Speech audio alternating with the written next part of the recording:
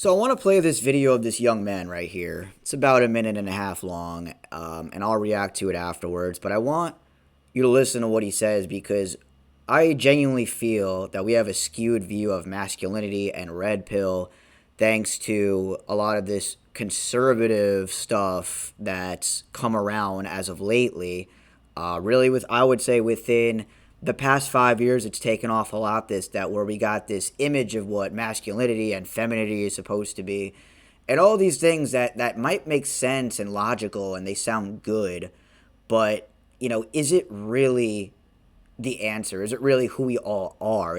Are these things correct? Is what I'm saying, or is there something that's missing here? Is there something deeper here? But anyway, I'm not gonna ramble. I'm gonna play the whole video and I'll give you my take afterwards. But just listen to what he says.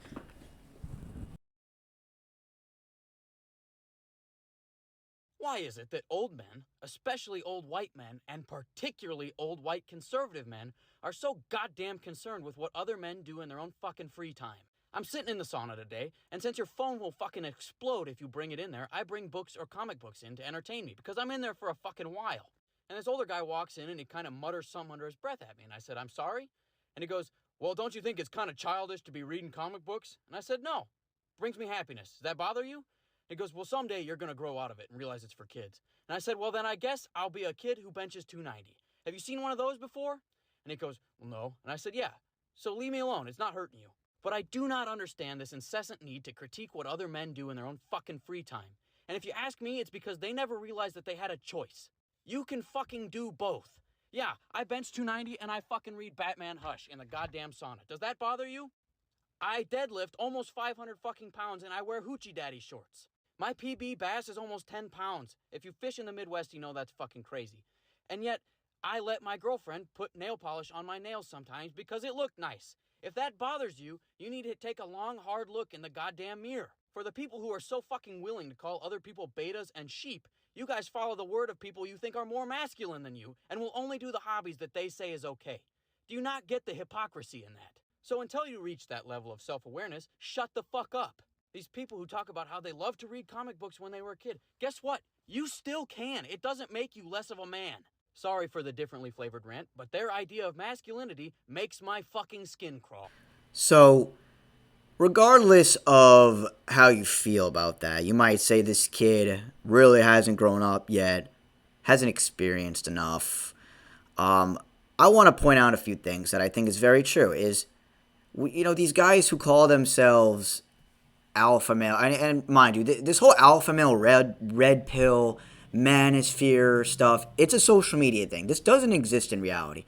The trad con wife, all that stuff, the housewife stuff, this doesn't exist in reality. This is a virtual thing. It is so rare to find someone who has these values from like the 1950s. People don't have that these days. It's a social media thing where it's these random dudes on social media constantly barking, bickering about, oh, women this, that, this guy, she's gonna cheat, women this, women do that. And I get it. Dude, I'm almost 30 years old. I know how bad the modern woman can be. I know the problems with women, but what we never talk about the problems with modern men, which is having some sort of self-identity. Forget all this masculinity shit with Andrew Tate, Fresh and Fit podcast, Alpha Male Strategies, Darius M, Casey Xander, 33 Secrets. I mean, whoever. Forget all these people. Andrew Tate, forget what you think you know of these people. You see, you have to have some form of identity and be comfortable with it. And I think that's the point that I'm trying to make in this video is this kid, right? Whatever, and I wanted to go scroll down a bit so you guys could read, and I will. I'm sorry, I was kind of distracted by talking, but this kid right here, and I'll scroll down a little so you guys can maybe read. Listen, the most attractive thing for yourself and to other people and to the opposite sex or whatever is to have some sort of self-identity, which is knowing who you are. Knowing who you are, what you're comfortable with, what you're not comfortable with, being comfortable in your own, being secure in your own insecurities, I guess is what I'm trying to say. If you have some form of identity, no one can tell you who you are or People are gonna bark and bicker at you for certain things. People just aren't gonna like you when you're doing certain things because here's the thing. The reason why a lot of gay men get really made fun of, the reason why there's homophobes, the reason why they exist in the first place is because these guys or girls even who are homophobes have homosexual tendencies themselves, and that scares them half to death, and they hate themselves for that. So when they see gay people or whatever, this fruity stuff, they get really mad, they get really triggered because it reminds them of their own tendencies, and they would rather drop dead probably than admit that they would actually do something with the same sex. So repressed homosexuality.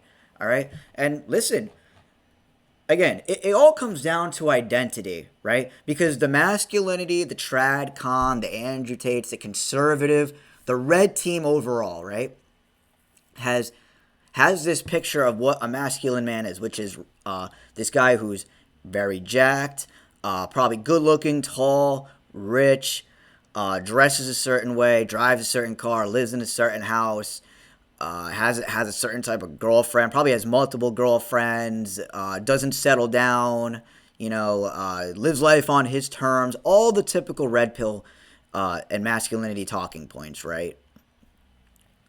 And so there's some truth to it. Like, listen, I'm not saying red pill or the manosphere or what these guys say is completely wrong because yes, like we don't know what men don't know how to be masculine, women don't know how to be feminine. These are real problems, and just because masculine is supposed to be a man and feminine is supposed to be a woman doesn't mean that as a guy you don't have a sacred feminine in you, and just like as a woman that doesn't mean you don't have a sacred masculine in you.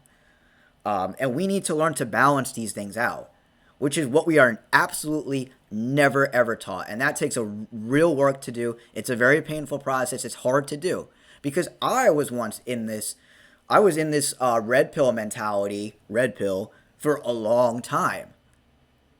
For probably like 5 years of my life, I was in this mentality, in this, oh, I want to get a trad con wife, all these things, a woman needs to be submissive. I'm going to do all the work. But, it's a fantasy because those women don't exist. All these women work. Every woman I come across has a job, has some sort of college degree, or graduated from some sort of technical school.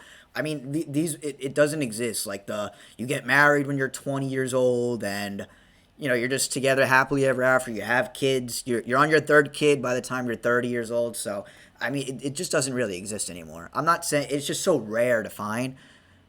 If you live in the city areas, which most people do, the most of this country's population does, that's just not the culture. You would have to go out in the rural farmland with the Amish or, people who live similar to them to really maybe find something like that.